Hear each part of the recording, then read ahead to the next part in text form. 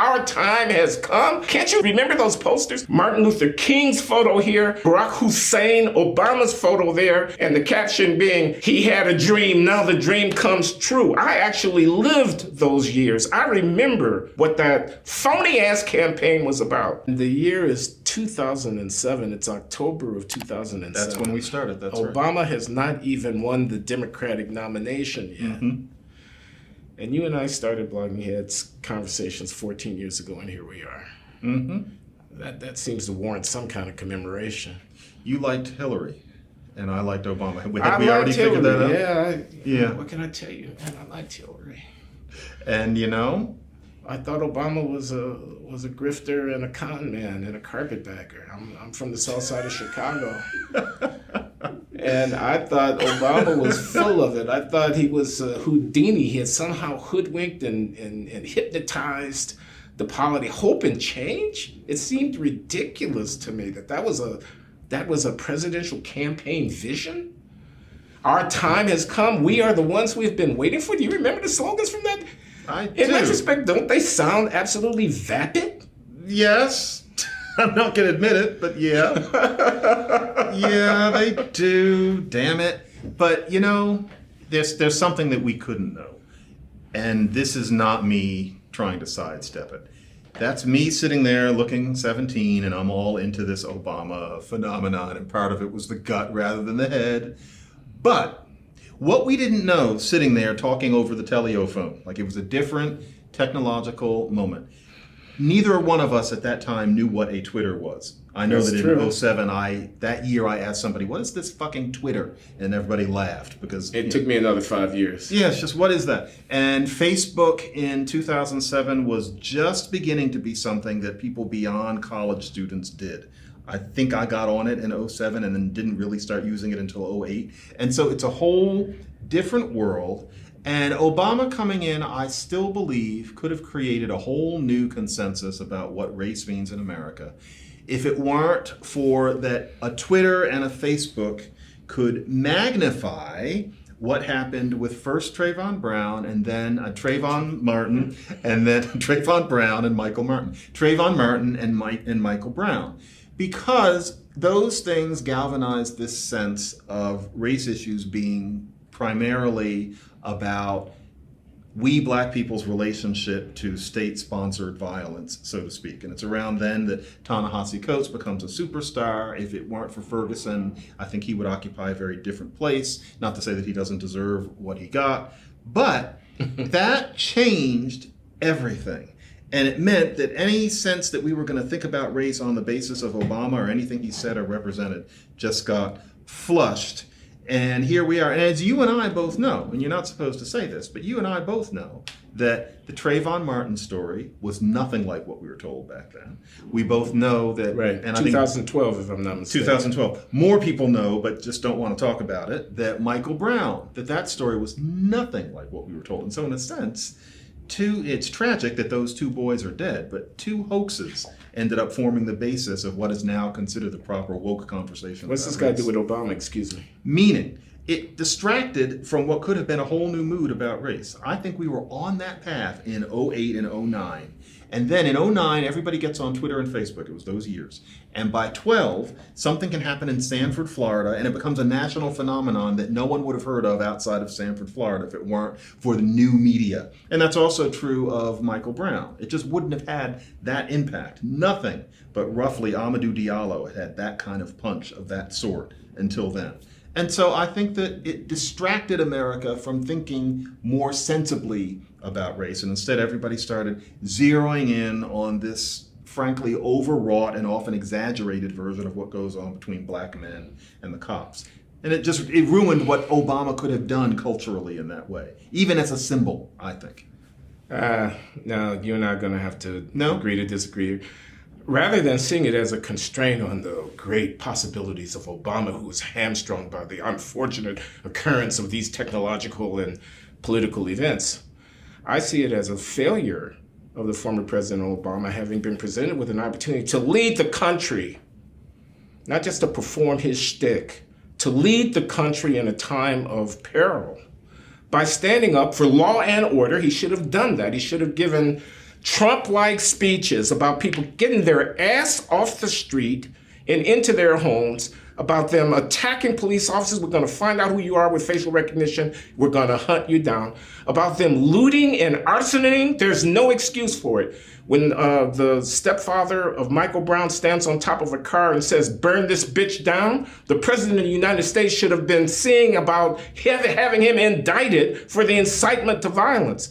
He should have told the country and black people what they needed to hear after Freddie Gray, you didn't mention, in Baltimore and so forth and so on, which is that there's no justification whatsoever for your contempt for civility and the rules that allow all of us to live here in this great country together. I trust the institutions of government and law enforcement in this country, the president should have said, because I'm in charge of them. Rather, he hemmed and hawed, split the difference with these mobs around courthouses, said stupid shit like, if I had a son, he'd look like Trayvon, which is blatantly false. No son of Obama would have looked anything like the Trayvon Martin that you and I know about from Joel Gilbert's expose of Trayvon Martin.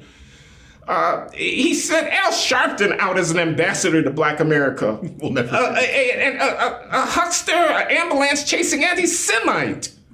This is what Barack Obama did. He sent Eric Holder to try to clean up the mess because although there was no hands up, don't shoot truth, they were going to find a poetic truth in the systemic injustice of Ferguson, Missouri, which begs the question.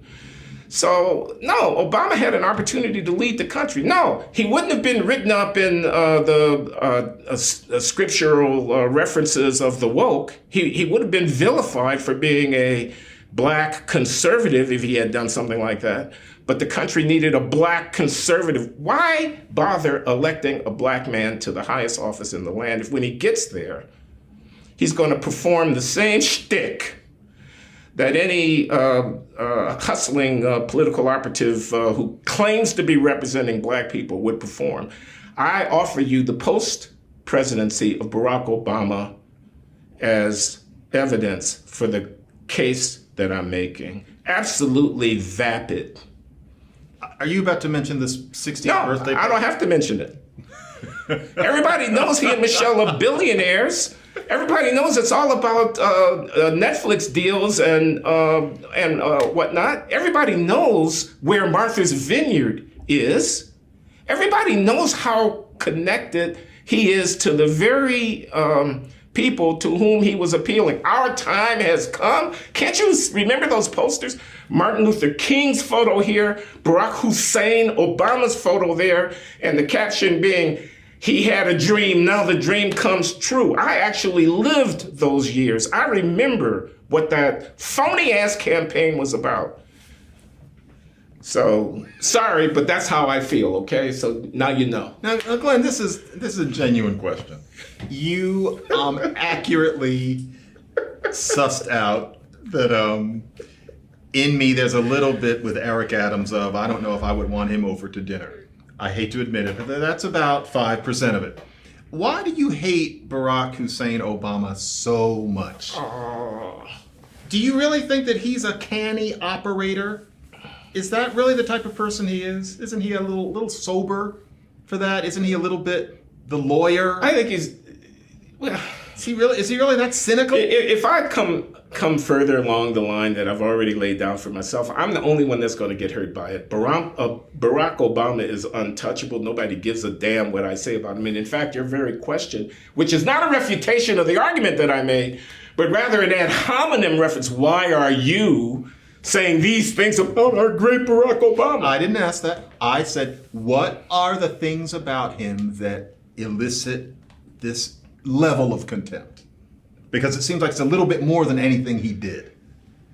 This is genuine. Well, I mean, I'll just repeat myself. He ran on the historic campaign. He made the thrill run down Chris Matthews' leg idea that there was going to be a Black president. He was Kennedy-esque Camelot come Well, again. he was. He wasn't. He did symbolize that. Well, he symbolized it, but he wasn't.